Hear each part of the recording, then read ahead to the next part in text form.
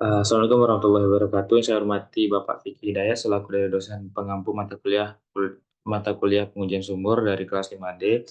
Sebelumnya saya memperkenalkan diri lagi. Nama saya Alwafin Nazrul Tambusai dengan NPM 223210248 dari kelas 5D. Eh,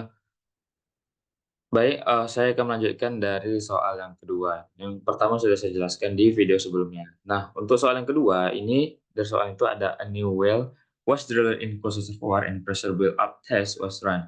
We have the following data for this well and the flow test. Nah, itu telah diketahui juga itu QO-nya itu bernilai 2000 STB per day atau stok barrel per day. Nah, BO-nya 1,21 stok barrel per day, hanya 23 feet, porositasnya 0,21, mu-nya itu 2,92, CT-nya itu 0,0000872, RW-nya 0,401, dan TP-nya 21,6 hour. Eh, Nah, jadi sedikit informasi itu dari histori sumur itu sumur ini sudah berjalan selama running selama 21,6 jam ya sebelum ditutup.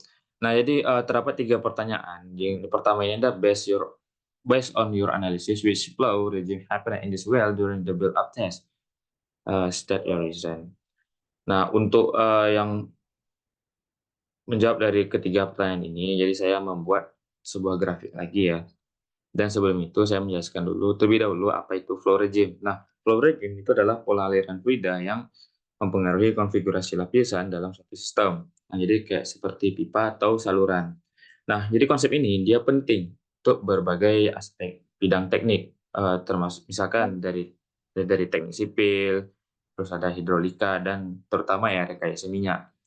Nah, flow regime sendiri itu dapat dibedakan menjadi beberapa kategori berdasarkan karakteristik aliran dan interaksi antara fase fluida. Dan untuk menjawab yang soal kedua yaitu ada estimasi permeability dari reservoir.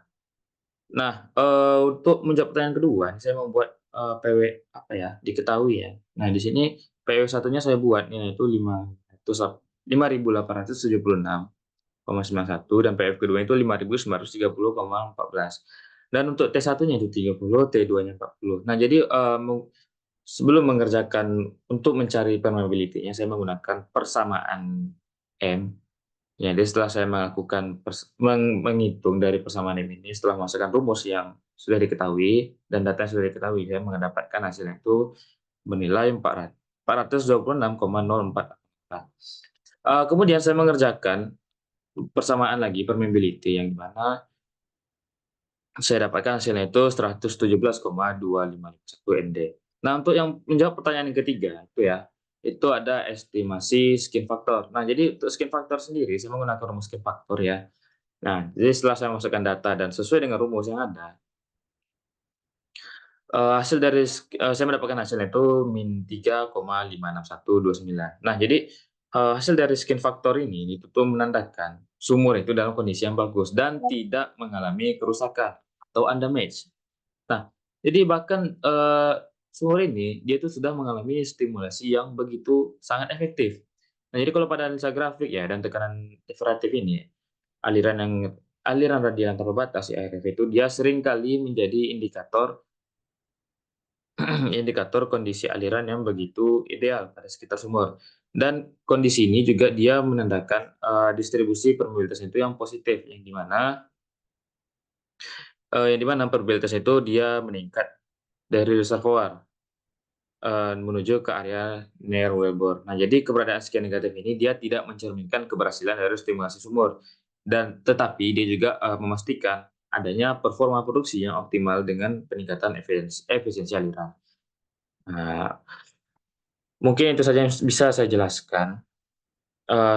Sebelumnya maaf, saya belum menjelaskan grafik. Ini dia grafik dari titik flow region-nya. Nah, inilah yang disebut dengan PWF satunya. PWF satunya ya. Dan juga pada garis yang ini, pada ini garis hijau ini, inilah yang disebut dengan PWF 2. Oke. Nah, jadi sebelumnya saya mohon maaf apabila ada kekurangan dalam saya menjelaskan, salah pengucapan.